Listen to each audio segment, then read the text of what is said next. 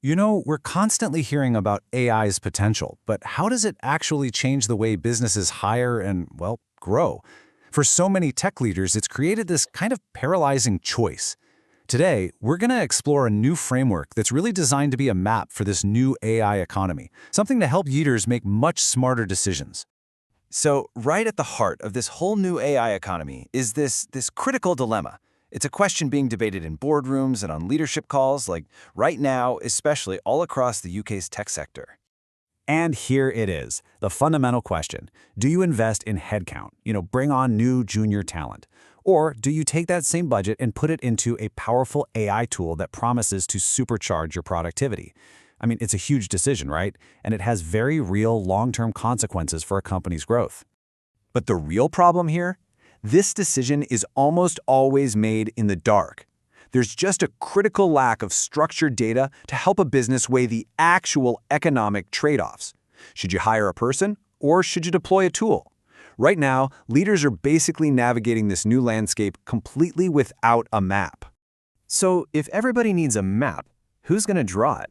Well, an initiative from Prime Economist is stepping up with what they're calling the solution, the Industry Intelligence Cycle. It's a framework designed specifically to provide that missing guidance. What's really interesting about this is that it isn't just another static market report you'd read and forget. It's a structured, multi-phase process.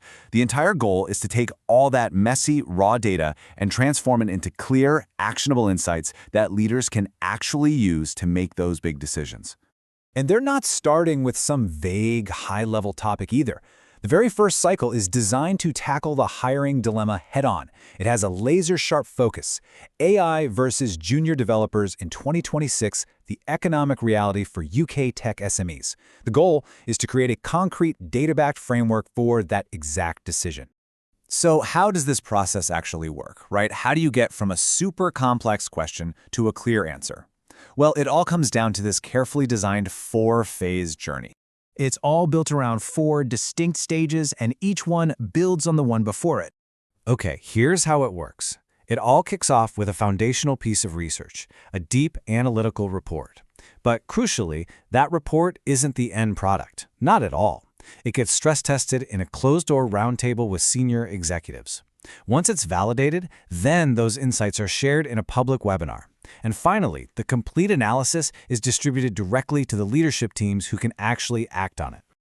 So you can really see the whole journey here. It goes from rigorous analysis all the way to practical, validated insights that land directly in the hands of the decision makers.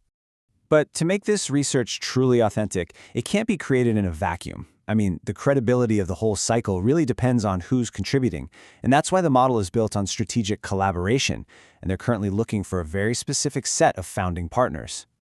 To get a true 360-degree view, they're selecting just one partner from 3 key sectors: a recruitment agency, a hiring technology platform, and an AI productivity tool. This structure is completely intentional. It's designed to bring all sides of the hiring equation to the table.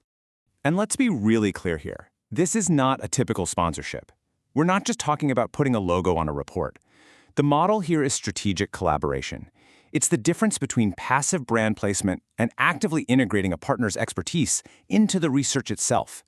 So partners don't just sponsor the narrative, they become a voice within it. This quote from their project briefing, it really says it all.